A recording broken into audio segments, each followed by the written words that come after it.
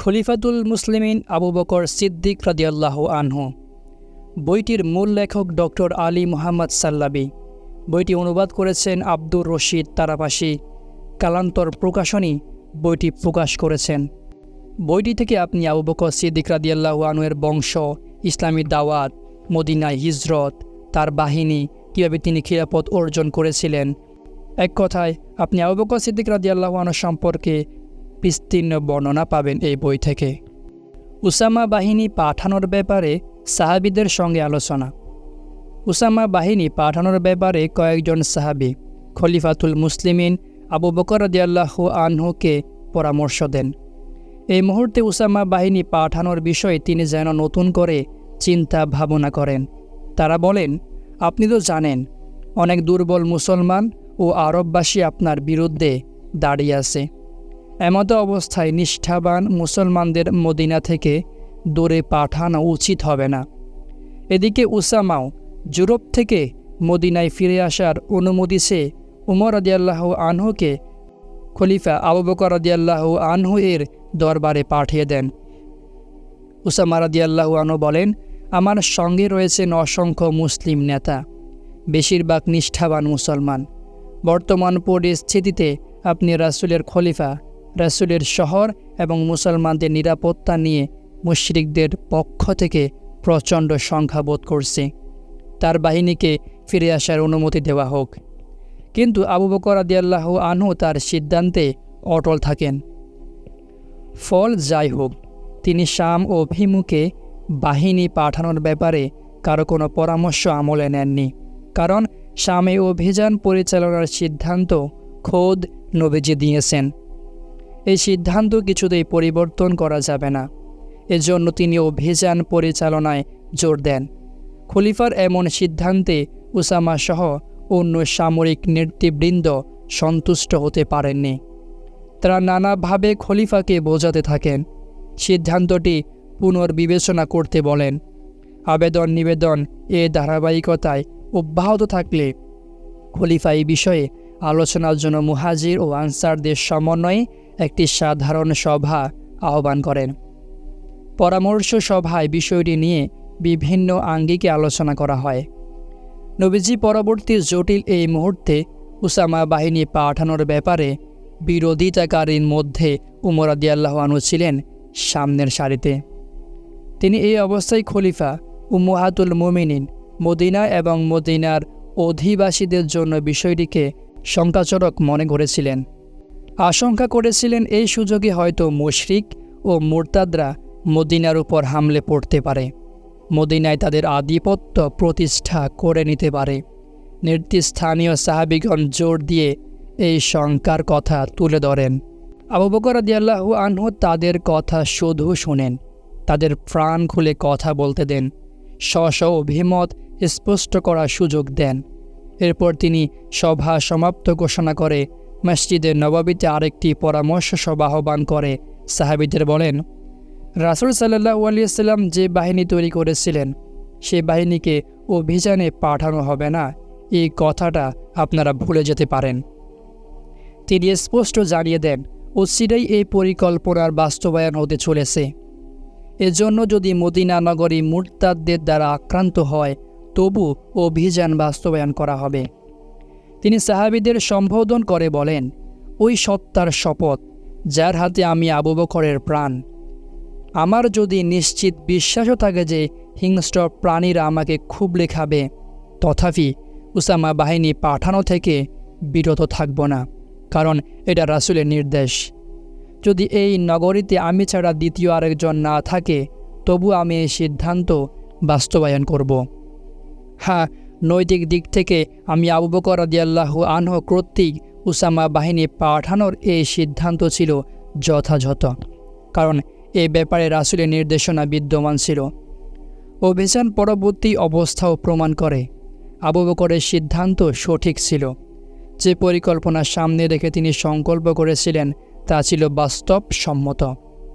আনসারদের দাবি ছিল উসামার চেয়ে বয়স্ক কাউকে সেনাপতি নির্ধারণ করা হোক। তারা এ ব্যাপারে কথা বলার জন্য উমরকে তার দরবারে পাঠান। উমর রাদিয়াল্লাহু আনহু তাকে বলেন, আনসারগণ চাচ্ছেন উসামার চেয়ে বয়স্ক কাউকে যেন অধিনায়ক নিযুক্ত করা হয়। আবু বকর রাদিয়াল্লাহু আনহু তখন বসা ছিলেন। কথা শুনেই তিনি উঠে দাঁড়ান। এরপর উমরের দাড়ি ধরে বলতে থাকেন, খাত্তাবের বেটা, উসামাকে তো আল্লাহর রাসূল সেনাপতি নিযুক্ত করে গেছেন, আর তুমি আমাকে পরামর্শ দিচ্ছ আমি তাকে পদচ্যুত করি? এরপর উমর রাদিয়াল্লাহু আনহু বিষণ্ণ মনে সেখান থেকে বের হয়ে আসেন। লোকজন জানতে চায় সিদ্ধান্ত কি।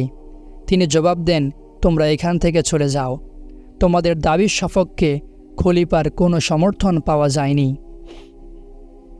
এরপর আবু বকর রাদিয়াল্লাহু আনহু ঘর থেকে বেরিয়ে জুরফে চলে আসেন। উসামা বাহিনীকে বিদায় জানাতে তাদের সঙ্গে চলতে থাকেন। তখন উসামা ছিলেন তার বাহিনীর বাহনের উপর, আর আবু বকর পায়ে হেঁটে চলেছিলেন। আব্দুর রহমান ইবনে আউফ খলিফার বাহন সঙ্গে নিয়ে অগ্রসর হচ্ছিলেন। উসামা তখন বিনীত কণ্ঠে বলেন, রাসূলের খলিফা, আপনি বাহনে চড়ুন, নতুবা আমি বাহন থেকে নেমে যাচ্ছি। আবু বকর রাদিয়াল্লাহু আনহু জবাবে বলেন, আল্লাহর শপথ, তুমি যেমন বাহন থেকে নামতে পারবে না, তেমনই আমিও বাহনে আরোহণ করতে পারবো না। এতে কোনো অসুবিধা নেই। আমি আমার পা আল্লাহর রাস্তায় ধুলো মলিন করতে চাই। এরপর আবু বকর রাদিয়াল্লাহু আনহু উসামাকে বলেন, তুমি প্রয়োজন মনে করলে উমরকে আমার সহায়তার জন্য রেখে যেতে পারো। উসামা তৎক্ষণাৎ অনুমতি দিয়ে দেন। এরপর তিনি বাহিনীকে লক্ষ্য করে বলেন, লোক সকল দাঁড়াও, আমি তোমাদের 10টি বিষয়ের উপদেশ দিচ্ছি, তোমরা সব সময় সেগুলো স্মরণ রাখবে। 1. বিশ্বাসঘাতকতা করবে না। 2. গনিমত গোপন করবে না। 3. প্রতারণা করবে না। 4. লাশ বিকৃত করবে না। 5. শিশুদের হত্যা করবে না। 6. ফলবান গাছ কাটবে না। 7. খাদ্যের প্রয়োজন ছাড়া বকরি, গরু, উট জবাই করবে না। 8. পথিমধ্যে তোমরা গির্জায় প্রার্থনারত কিছু মানুষের পাশ দিয়ে যাবে, তাদেরকে তাদের অবস্থায় ছেড়ে দেবে। 9. শীঘ্রই তোমরা এমন কিছু মানুষের পাশ দিয়ে অতিক্রম করবে যারা তোমাদের সামনে রকমারি খাবার নিয়ে হাজির হবে, তোমরা তা থেকে যা খাবে বিসমিল্লাহ পড়ে খাবে। 10. এমন কিছু মানুষের সাক্ষাৎ পাবে যাদের চুল মাথার মাঝ বরাবর মুন্ডানো থাকবে, যেন মাথায় পট্টি বেঁধে রেখেছে, এদের মস্তক উড়িয়ে দেবে। আল্লাহর নাম নিয়ে রওনা হয়ে যাও। এরপর তিনি উসামা রাদিয়াল্লাহু আনহুকে রাসূলের আদেশ নির্দেশ কার্যকর করার উপদেশ দেন। বলেন, তুমি তাই করবে নবীজি যা করতে বলেছেন। কুজা থেকে শুরু করে আবিল পৌঁছে যাবে। রাসূলের নির্দেশ বাস্তবায়নে শৈথিল্য প্রদর্শন করবে না। যে অঙ্গীকার বাস্তবায়নে কিছুটা বিলম্ব হয়ে গেছে তাতে তাড়াহুড়ো করবে না। উসামা তার বাহিনী নিয়ে রওনা হয়ে সেই কুজা অঞ্চলে পৌঁছে যান। সেখানে পৌঁছে নবীজি কর্তৃক অশ্বারোহীদের ছড়িয়ে দেওয়ার নির্দেশ ছিল। নির্দেশনা মতো উসামা রাদিয়াল্লাহু আনহু আবিলের উপর চওড়াও হন। আল্লাহর রহমতে মুসলিম বাহিনী বিজয়ী হয় এবং গনিমত লাভ করে। অভিযানে যাওয়া আসায় 40 দিন অতিবাহিত হয়। রাসূলের ইন্তেকাল এবং উসামার অভিযান দুটি সংবাদই রোম সম্রাট হিরাক্লিয়াস একসঙ্গে অবগত হয়। সে তখন বিস্ময়ের সঙ্গে বলতে থাকে, এরা কেমন লোক? একদিকে তাদের নবী মৃত্যুবরণ করেছেন, অপরদিকে তারা আমাদের উপর চড়াও হতে এসেছে। আরবরা বলতে থাকেন, মুসলমানদের শক্তি যদি সংহত না থাকতো তাহলে এই অবস্থায় তারা বাহিনী পাঠাতো না। এই কারণে তারা তাদের অভিযান পরিচালনার ইচ্ছা থেকে নিবৃত্ত হয়। এই ঘটনা থেকে আমরা কি শিক্ষা অর্জন করতে পারলাম? 1. অবস্থা পরিবর্তনশীল। দুঃখ কষ্ট মুমিনকে লক্ষ্যচ্যুত করতে পারে না। অবস্থা নিয়ত রং বদলাচ্ছিল, কিন্তু সমস্যা ও বিপদাপদ মুসলমানদের দিনই কর্তব্য কাজ থেকে বিমুখ করতে পারছিল না। তাদের বিশ্বাস ছিল আল্লাহ যেভাবে ইচ্ছা অবস্থায় পরিবর্তন নিয়ে আসতে পারেন। আল্লাহ বলেন, তিনি যা চান তাই করেন। তিনি যা করেন সে সম্পর্কে তিনি জিজ্ঞাসিত হবেন না, বরং তাদেরও জিজ্ঞেস করা হবে। পরিস্থিতির কত দ্রুত পরিবর্তন ঘটে। এসব পরিবর্তন কখনো ভয়াবহ রূপ ধারণ করে। একটা সময় গেছে যখন আরবদের এত অধিক সংখ্যক প্রতিনিধি দলের আনুগত্যের বার্তা রাসূলের কাছে আসছিল যে তাদের আগমনের ভিত্তিতে নবম হিজরির নামটাই হয়ে যায় আমুল উফুদ তথা প্রতিনিধি দলের বছর। এরপর দ্রুত অবস্থার পরিবর্তন ঘটে।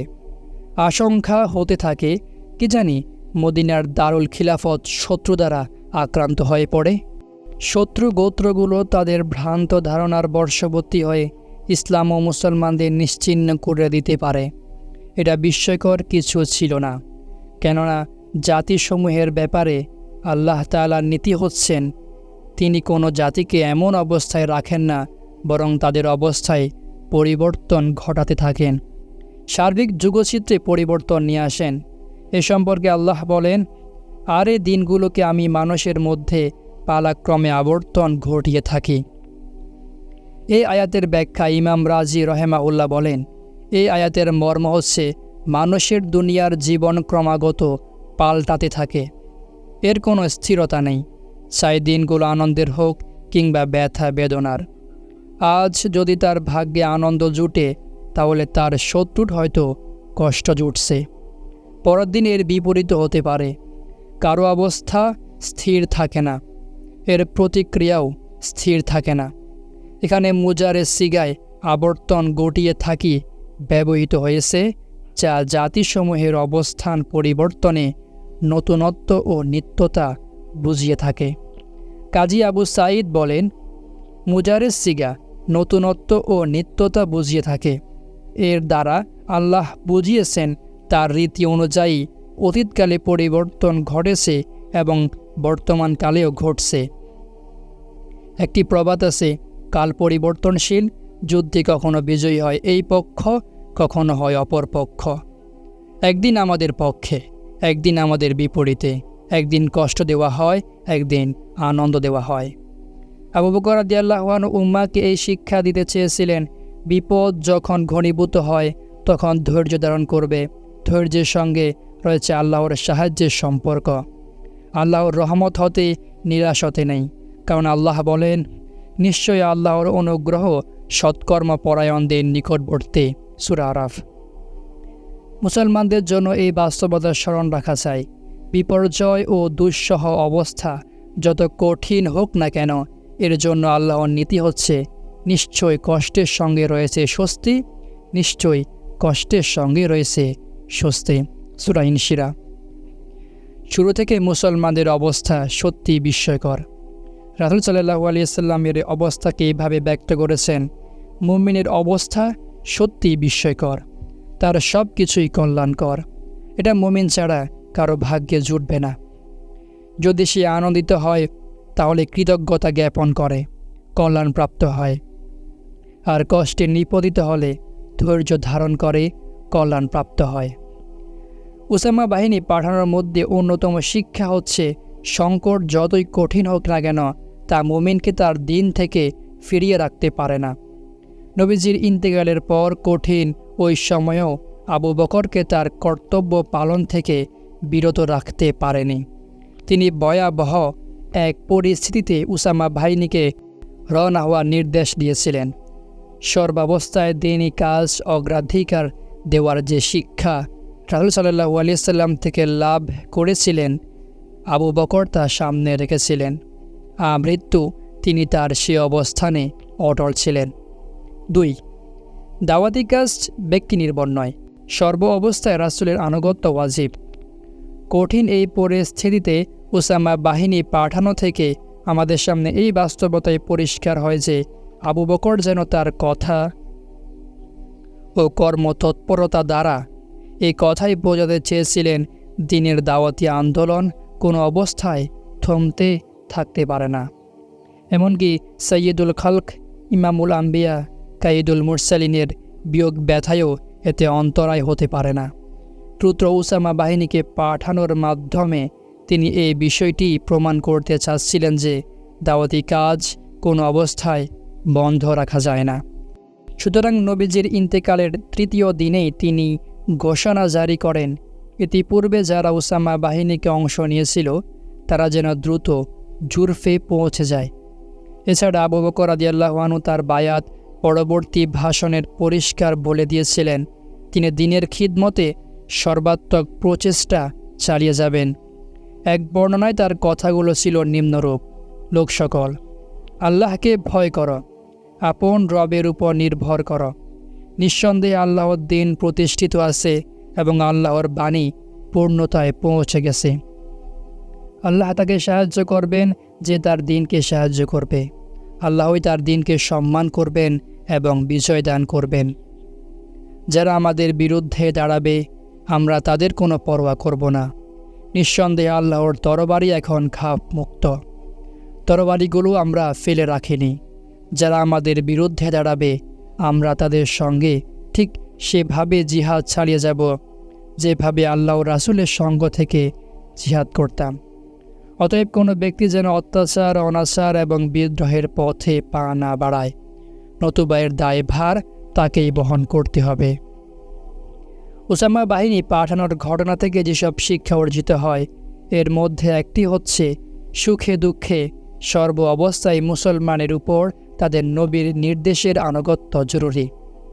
আবু বকর রাদিয়াল্লাহু আনহু সেই কঠিন সময়ে কার্যত এই আনুগত্যের দৃষ্টান্ত দেখিয়েছিলেন। তিনি সেই সংকটময় পরিস্থিতিতে রাসূলের নির্দেশ বাস্তবায়ন করেছিলেন। এটাই বাস্তবতা যে এই ঘটনার আলোকে বারবার বিষয়টি পরিষ্কার হয়েছিল। যখন লোকজন অবস্থার ভয়াবহতা বিবেচনায় উসামা বাহিনীকে পাঠানো থেকে বিরত থাকতে বলেছিলেন, তখন তিনি কালজয়ী ওই বক্তব্যের মাধ্যমে তাদের জবাব দিয়েছিলেন, সেই সত্তার শপথ যার হাতে আমার প্রাণ। আমার যদি নিশ্চিত বিশ্বাসও থাকে যে হিংস্ররা আমাদের খুবলে খাবে, তথাপি আমি উসামা বাহিনী পাঠানো থেকে বিরত থাকব না, কারণ এটি রাসূল সাল্লাল্লাহু আলাইহি ওয়াসাল্লামের নির্দেশ। এই শহরে যদি আমি ছাড়া দ্বিতীয় আরেকজনও না থাকে তবু আমি এই সিদ্ধান্ত বাস্তবায়ন করব। সেনাপতি উসামা রাদিয়াল্লাহু আনহু খলিফা এবং মদিনার নিরাপত্তার শঙ্কা ব্যক্ত করে বাহিনীসহ জুরফ থেকে মদিনায় চলে আসার অনুমতি চাইলে তিনি তাকে অনুমতি দেননি, বরং এই অটল সংকল্প ব্যক্ত করেন যে তিনি নবীজির সিদ্ধান্ত বাস্তবায়ন করবেন। যদি হিংস্ররা আমাকে খুবলে খায় তথাপি আমি রাসূলের সিদ্ধান্ত পাল্টাতে পারব না। আল্লাহ ও তার রাসূল কোনো কাজের আদেশ দিলে কোনো ঈমানদার পুরুষ ও নারীর সে বিষয়ে ভিন্ন সিদ্ধান্তের অবকাশ থাকবে না। কেউ আল্লাহ ও তার রাসূলের আদেশ অমান্য করলে সে হবে স্পষ্ট পথভ্রষ্ট। যখন তার কাছে এই কথা বলা হয়েছে উসামা একজন তরুণ, তাই তার স্থলে কোনো বয়স্ক ব্যক্তিকে সেনাপতি নিযুক্ত করা হোক, তখন তিনি তার কাছে এই সংবাদ নিয়ে আসা উমরের উপর অসন্তুষ্ট হন এবং বলেন, খাত্তাবের বেটা, তোমার মা তোমাকে হারিয়ে ফেলুক। আল্লাহ রাসূল যাকে সেনাপতি নিয়োগ দিয়েছিলেন তুমি কি তাকেই পদচ্যুত করতে আমাকে পরামর্শ দিচ্ছ? আবু বকর কর্তৃক রাসূলের অনুসরণের গুরুত্ব তখন প্রকাশ পায় যখন তিনি সেনাবাহিনীকে বিদায় জানাতে বের হন। তখন উসামা ছিলেন বাহনের উপর আর তিনি উসামার পেছনে পেছনে পায়ে হেঁটে চলছিলেন। এক্ষেত্রে তিনি রাসূলের হুবহু অনুসরণ করেছিলেন। নবীজি যখন মুয়াজ ইবনু জাবাল রাদিয়াল্লাহু আনহুকে ইয়ামানে পাঠাচ্ছিলেন তখন তিনিও এমনটি করেছিলেন। মুসনাদ আহমদ মুয়াজ ইবনু জাবাল রাদিয়াল্লাহু আনহু থেকে বর্ণিত, আল্লাহ রাসূল তাকে ইয়ামানে পাঠানোর সময় কিছু উপদেশ দিতে বের হন। তখন মুয়াজ ছিলেন তার বাহনের উপর আর রাসূল সাল্লাল্লাহু আলাইহি সাল্লাম তার পেছনে পেছনে হেঁটে চলছিলেন। শাইখ আহমদ আল বান্নাই হাদিসের সংযুক্তিতে বলেন, আবু বকর রাদিয়াল্লাহু আনহু অপেক্ষা উসামা বয়সে ছোট হলেও তাকে পাঠানোর ক্ষেত্রে তিনি এই সুন্নাহ অনুসরণ করেছিলেন, যেহেতু রাসূল সাল্লাল্লাহু আলাইহি সাল্লাম তার হাতেই ইসলামের পতাকা তুলে দিয়েছিলেন এবং তিনি রাসূলের ইন্তেকালের পর সফর করেছিলেন। তাই মুয়াজকে ইয়ামানে পাঠানোর সময় রাসূল সাল্লাল্লাহু আলাইহি সাল্লাম যেভাবে পায়ে হেঁটে তাকে বিদায় জানিয়েছিলেন আবু বকর রাদিয়াল্লাহু আনহু হুবহু তাই করেছিলেন, যদি উসামা ছিলেন তার থেকে অনেক অনেক অনেক ছোট। এছাড়া এই কাজ থেকে রাসূলের অনুকরণের বিষয়টিও প্রকাশ পায়। রাসূলের মতো তিনিও বাহিনী পাঠানোর সময় তাদের উপদেশ দিতে বের হয়েছিলেন। শুধু এইটুকুই নয়, অনুসরণের ক্ষেত্রে তিনি সেই উপদেশগুলোরও গুরুত্ব দিয়েছিলেন। রাসূল সাল্লাল্লাহু আলাইহি সাল্লাম অধিকাংশ ক্ষেত্রে যেসব উপদেশ দিতেন।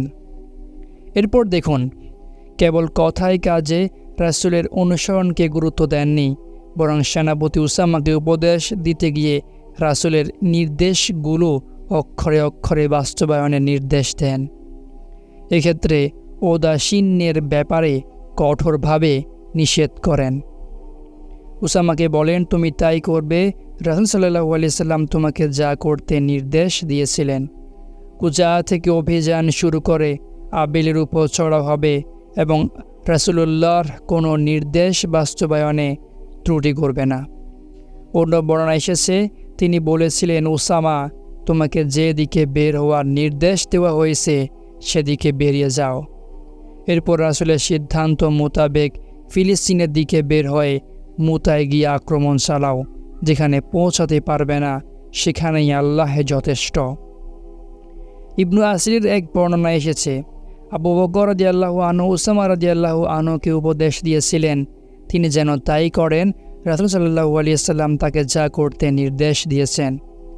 সাহাবীগণ আবু বকর রাদিয়াল্লাহু আনহু এর সিদ্ধান্ত মেনে নেন। আল্লাহ তাদের অন্তর খুলে দিয়েছিলেন। তারা রাসূলের নির্দেশ বাস্তবায়নে সামর্থ্যের সবটুকু দিয়ে চেষ্টা করেছেন। ফলে আল্লাহ বিজয় ও সাহায্য দ্বারা তাদের ধন্য করেন। তারা প্রচুর গনিমত লাভ করেন। মানুষের অন্তরে তাদের ভীতির প্রভাব ছেয়ে যায়।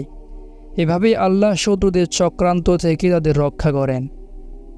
থমাস আর্নল্ড উসামা বাহিনীর প্রসঙ্গে আলোচনা করতে গিয়ে বলেন, রাসূলের ইন্তিকালের পর তার ইচ্ছার বাস্তবায়ন ঘটাতে আবু বকর রাদিয়াল্লাহু আনহু উসামা বাহিনীকে শামের দিকে পাঠান। তখন আরবের রাজনৈতিক অবস্থা ছিল অস্থিতিশীল। ফলে কতিপয় সাহাবী বাহিনী পাঠানোর বিরোধিতা করেন, কিন্তু আবু বকর রাদিয়াল্লাহু আনহু এই কথা বলে তাদের থামিয়ে দেন যে, আমি যে কোনো মূল্যে রাসূলের ইচ্ছার বাস্তবায়ন ঘটাবো। যদি নিশ্চিতভাবে জানতে পারে যে হিংস্র প্রাণী আমাকে খুব লেখাবে, তবু আমি উসামা বাহিনীকে পাঠাবো, কেননা এটা রাসূলের নির্দেশ।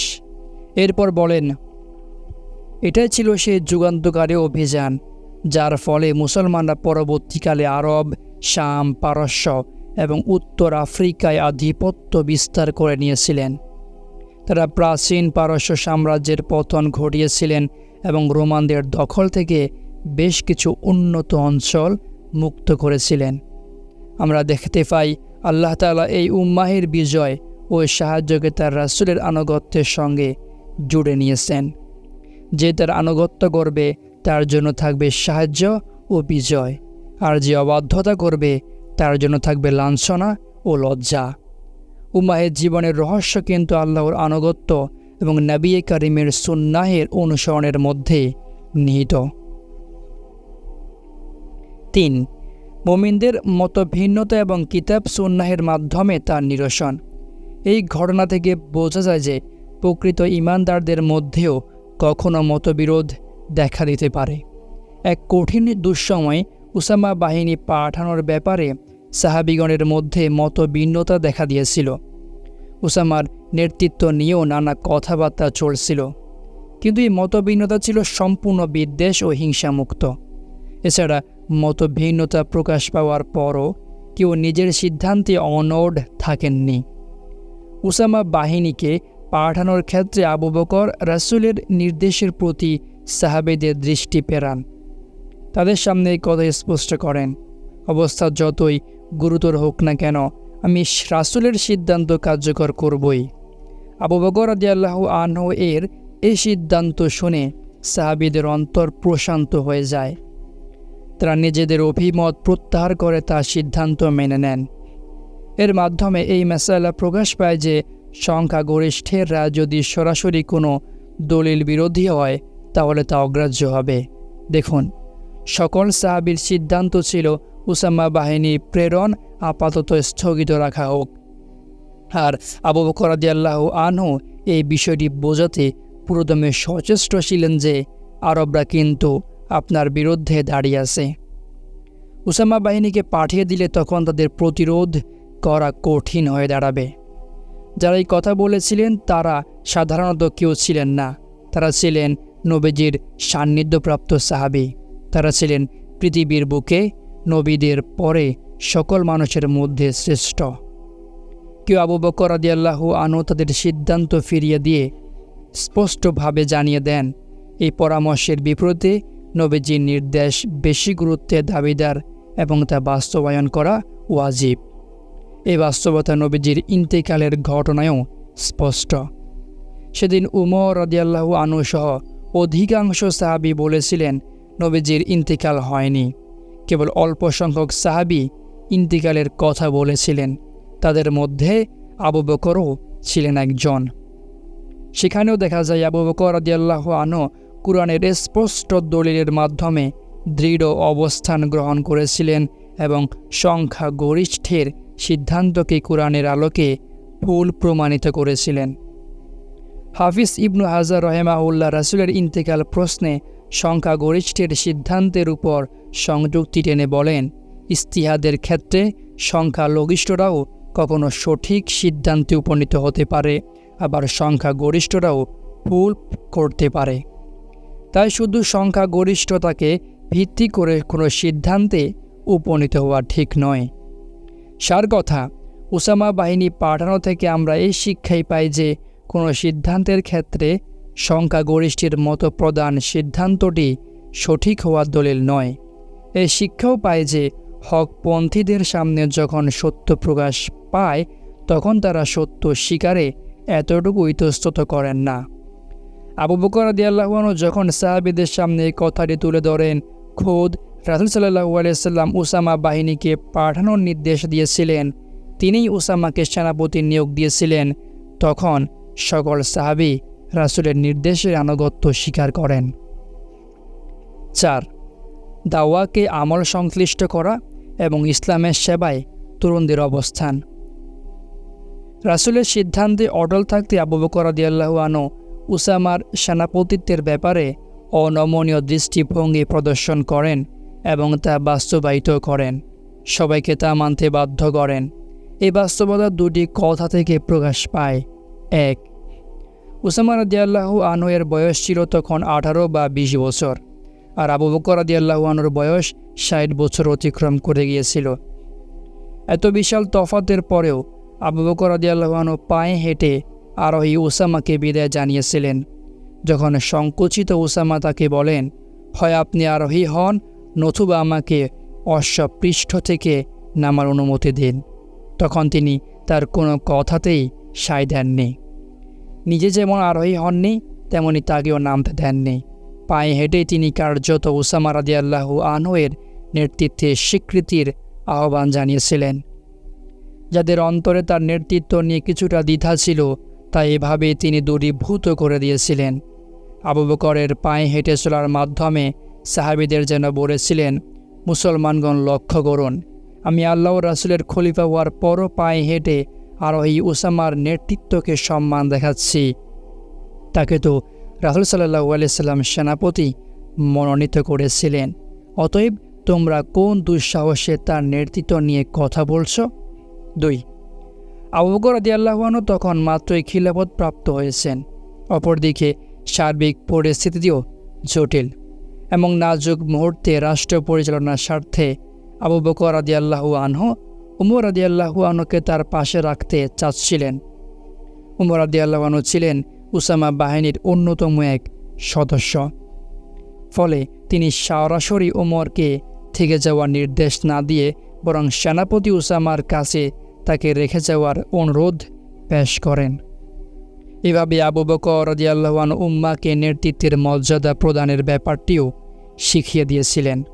আর এমনটি করার কারণে সেনাবাহিনীতে উসামা রাদিয়াল্লাহু আনহু এর প্রতি আনুগত্যের মাত্রা স্বাভাবিকভাবে বেড়ে যায়। আবু বকর রাদিয়াল্লাহু আনহু যা করেছিলেন তা হচ্ছে দাওয়াকে কাজের সঙ্গে জুড়ে দেওয়ার নামান্তর। ইসলাম মানুষকে এর নির্দেশ দিয়েছে। আল্লাহ তাআলা তাদের ধমক দেন যারা পূর্ণ কাজের নির্দেশ দেয় অথচ নিজেরা তা করে না। আল্লাহ বলেন, তোমরা কি মানুষকে সৎকর্মের নির্দেশ দাও এবং নিজেদের নিয়ে বিস্মিত থাকো, অথচ তোমরা কিতাব অধ্যয়ন করো, তবে কি তোমরা বোঝো না? সূরা বাকারা। এই ঘটনা থেকে ইসলামের খিদমতের তরুণদের অবস্থান স্পষ্ট হয়। লক্ষ্য করুন, রাসূল সাল্লাল্লাহু আলাইহি সাল্লাম সময়ের পরাশক্তি ঐতিহ্যবাহী রোমান সাম্রাজ্যের মোকাবিলার জন্য উসামা নামের এক তরুণ সাহাবীর কাঁধে নেতৃত্ব ভার তুলে দিয়েছিলেন, অথচ তখন তার বয়স ছিল মাত্র 18 কিংবা 20 বছর। এরপর মানুষের শত আপত্তি উপেক্ষা করে আবু বকর রাদিয়াল্লাহু আনহু তাকে সেনাপতি হিসেবে বহাল রাখেন। পরে দেখা যায় আল্লাহর অনুগ্রহে এই তরুণ নেতাই বিজয়ী এবং গনিমত নিয়ে মদিনায় ফিরে আসেন। এই ঘটনা ইসলামের খিদমতে তরুণদের জন্য তাদের অবস্থান উপলব্ধির বার্তা রয়েছে। যদি আমরা ইসলামী দাওয়াতের ক্ষেত্রে মক্কি ও মাদানী যুগের ইতিহাসের প্রতি দৃষ্টি দেই, তাহলে এই ধরনের শত শত প্রমাণ পাওয়া যাবে, যেখানে স্পষ্ট দেখা যাবে কুরআন সুন্নাহের খিদমত, প্রশাসন পরিচালনা এবং জিহাদ ও দাওয়াতের ক্ষেত্রে তরুণরা অংশগ্রহণ করে অবিস্মরণীয় অবদান রেখে গেছেন। 5. ইসলামী জিহাদ নীতির প্রজ্জ্বল চিত্র। উসামা বাহিনীর প্রেরণ আমাদের সামনে ইসলামের জিহাদের এক প্রজ্জ্বল উদাহরণ হয়ে থাকবে। আবু বকর রাদিয়াল্লাহু আনহু কর্তৃক বাহিনী রওনা করার সময় যেসব উপদেশ তাদের দিয়েছিলেন তা থেকে এটা প্রকাশ পায়। উপদেশের ক্ষেত্রে আবু বকর রাদিয়াল্লাহু আনহু নবীজির আনুগত্য করেছিলেন। নবীজি কোনো আমির কিংবা সেনাপতিকে কোথাও পাঠালে তাদের উপদেশ দিতেন। আবু বকর রাদিয়াল্লাহু আনহু যেসব উপদেশ দিয়েছিলেন এর প্রতিটি শব্দ থেকে সত্য প্রকাশ পায় যে আসলে মুসলমানদের জিহাদের বড় উদ্দেশ্য হচ্ছে ইসলামের দাওয়াত দেওয়া। যখন শত্রুপক্ষ কোনো বাহিনীকে এমন নির্দেশ মেনে চলতে দেখবে, তখন স্বভাবতই তারা বিবেক তাড়িত হয়ে নিজ থেকে ইসলামের গণ্ডিতে চলে আসবে। কোনো বিষয় তার ও ইসলাম গ্রহণের পথে বাধা হয়ে দাঁড়াতে পারবে না। যেমন 1. মানুষ দেখতে পাবে এরা তো এমন এক বাহিনী যারা বিশ্বাসঘাতকতা করে না, বরং আমানতের হিফাজত করে, যা অঙ্গীকার করে তা বাস্তবায়ন করে, মানুষের সম্পদ চুরি করে না, অন্যায়ভাবে কারো সম্পদ হস্তক্ষেপ করে না। 2. এরা তো এমন বাহিনী যারা সুযোগ পেয়ে লাশগুলোকে বিকৃত করে না, যেভাবে এরা ক্ষমা ও মহানুভবতায় শ্রেষ্ঠত্বের প্রমাণ রাখে, তেমনি হত্যার ব্যাপারেও উত্তম পন্থা গ্রহণ করে, অর্থাৎ শিশুর প্রতি দয়া প্রদর্শন করে থাকে, বৃদ্ধদের সম্মান দেখিয়ে থাকে, তাদের সঙ্গে উত্তম আচরণ করে, নারীদের সম্ভ্রম হিফাজত করে। 3. এরা এমন এক বাহিনী যারা বিজিত এলাকার সম্পদ ধ্বংস করে না, বরং খেজুরের বাগানগুলোর নিরাপত্তা দেয়, তাতে আগুন দেয় না, ফলবান বৃক্ষ উজাট করে না, ফসল ভরা ক্ষেত ধ্বংস করে না। 4. একদিকে যেমন এই বাহিনী মানুষের সম্পদের নিরাপত্তা বিধান করে, কোনো প্রকার খিয়ানত করে না, গাদ্দারি করে না, গনিমত লুকিয়ে রাখে না, নিহতদের শরীর বিকৃত করে না, নারী শিশু বৃদ্ধদের হত্যা করে না, কৃষি সম্পদের নিরাপত্তা নিশ্চিত করে, খেজুরের বাগানগুলো উজাট করে না, ফলবান বৃক্ষ কেটে ফেলে না, তেমনি তারা পশু সম্পদেরও নিরাপত্তা বিধান করে থাকে। খাদ্যের প্রয়োজন ব্যতি রেখে বকরি, গরু, উট ইত্যাদি জবাই করে না। অমুসলিম কোনো বাহিনী কি এসবের একটিও রক্ষা করে? বরং পুরো দেশকে তারা বিরান করে ফেলে, ধ্বংসস্তূপে পরিণত করে ছাড়ে। সমকালের জীবন্ত উদাহরণ হচ্ছে Afghanistan, Bosnia, Kosovo, Kashmir, Chechnya এবং ফিলিস্তিন। লক্ষণীয় বিষয়, আল্লাহর হিদায়াত ও ধর্মদ্রোহীদের গোমরাহির মধ্যে কত আকাশ পাতাল তফাত। 5. মুসলিম বাহিনী অন্যান্য ধর্ম ও বিশ্বাসকে সম্মান করে থাকে, ভিন্নমত পোষণের কারণে কাউকে কোনোভাবে কষ্ট দেয় না। কার্যক্ষেত্রের এই দাওয়াত ইসলামী সম্প্রীতির ও ন্যায়পরায়ণতার প্রমাণ করে থাকে, কিন্তু যারা আল্লাহর জমিনে ফাসাদ বিস্তার করতে চায় এবং সত্যের বিরুদ্ধে যুদ্ধ করতে চায়, তাদের জন্য রয়েছে হত্যার শাস্তি, যেন অন্যরা এ থেকে শিক্ষা গ্রহণ করতে পারে। আবু বকর রাদিয়াল্লাহু আনহু তার ভাষণে যা কিছু বলেছিলেন তা কেবল কথার কথা ছিল না, বরং মুসলমানগণ তার সময়সহ পরবর্তী সময়েও এসব নির্দেশনা বাস্তবায়ন করে চলেছিলেন। ইনশাআল্লাহ আবু বকর রাদিয়াল্লাহু আনহুর বিজয় অভিযান আলোচনায় আমরা সেগুলো উল্লেখ করব। 6. ইসলামিক খিলাফতের ভীতি ও উসামা বাহিনী। রোমানদের মধ্যে ভীতির সঞ্চার ঘটিয়ে উসামা বাহিনী মদিনায় ফিরে আসে। সম্রাট হিরাক্লিয়াস তখন হিমসে অবস্থান করছিলেন। পরাজয়ের পর তিনি তার সেনাপতিদের জড়ো করে বলেন, আমি আগেই তোমাদের এর ভয় দেখিয়েছিলাম, কিন্তু তোমরা গুরুত্ব দাওনি। আরবরা 1 মাস দূরত্বের পথ অতিক্রম করে এসে তোমাদের উপর আক্রমণ চালায়, এরপর তোমাদের পরাজিত করে নিরুপদ্রবে ফিরে যায়, অথচ তাদের গায়ে একটুখানি আঁচড়ও লাগতে পারেনি। হিরাক্লিয়াসের ভাই ইয়ানাফ তখন বলে ওঠে, ফৌজ পাঠান যাতে বালকায় জর্দান শক্ত প্রতিরোধ গড়ে তোলা যায় আর সীমান্তে নিরাপত্তাও নিশ্চিত হয়ে যায়। হিরাক্লিয়াস তাই করেন, সেখানে একটি বাহিনী পাঠিয়ে দেন। নিজের আস্থাভাজন একজনকে সে বাহিনীর নেতা হিসেবে নিয়োগ দেন। সেই বাহিনী এখানেই মোতায়েন হয়ে থাকে।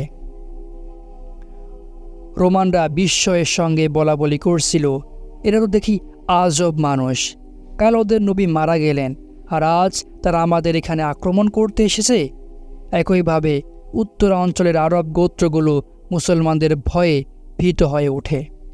উসামা বাহিনী মদিনায় আসার পর আবু বকর রাদিয়াল্লাহু আনহু মুহাজির ও আনসারদের নিয়ে তাদের অভ্যর্থনা জানান। তাদের তাকবীর ধ্বনিতে মদিনার আকাশ বাতাস মুখরিত হয়ে ওঠে। মদিনাবাসী বিপুল উৎসাহ উদ্দীপনায় তাদের স্বাগত জানান। উসামা মদিনায় প্রবেশ করে সোজা মসজিদে নববীতে চলে যান। এই মহান অনুগ্রহের জন্য সেখানে তিনি আল্লাহর দরবারে সালাতুশ শুকর আদায় করেন। এই জিহাদ মুসলমানদের জীবনধারাসহ পুরো আরববাসীর উপর ব্যাপক প্রভাব ফেলে। যে আরবরা মুসলমানদের উপর হামলার পরিকল্পনা করছিল, ভয়ে তারা নিজেদের ইচ্ছাকে চাপা দিয়ে দেয়। তেমনি মুসলিম সাম্রাজ্যের সীমান্ত ঘেঁষে বাস করা রোমানদের উপরও এই বিজয় গভীর প্রভাব ফেলে। এই বাহিনী তাদের খ্যাতির মাধ্যমে সেই কাজ আঞ্জাম দেয় যা বিপুল শক্তি ও সংখ্যা দিয়ে অর্জন করা সম্ভব ছিল না। তাদের প্রভাব মুরতাদদের অগ্রযাত্রাকেও স্তব্ধ করে দেয়। যারা মুসলমানদের বিরুদ্ধে একজোট হয়েছিল তাদের বিক্ষিপ্ত করে দেয়। ফলে তারা আপোষের মধ্যেই নিজেদের কল্যাণ দেখতে পায়। অস্ত্র ধারণের পূর্বেই মুসলিম বাহিনীর ভীতি তার কাজ আদায় করে নেয়। নিঃসন্দেহে এই অভিযান ছিল মুসলমানদের জন্য বিশাল এক অনুগ্রহ। উত্তরের মুরতাদ সহ সকল শত্রুজোট মানসিক দুর্বল হয়ে পড়ে। এর প্রভাবেই মুসলমানদের বিজয় বিজান এসব রণক্ষেত্র সামলানো ইরাকের রণক্ষেত্র সামলানোর চেয়ে সহজতর ছিল। উপরের বর্ণনা দ্বারা এই কথা নিশ্চিতভাবে প্রমাণিত হয় যে কঠিন ও দুর্যোগময় পরিস্থিতি থেকে উত্তরণের জন্য আবু বকর রাদিয়াল্লাহু আনহু ছিলেন দূরদর্শী ও অন্তর্দৃষ্টি সম্পন্ন ব্যক্তি।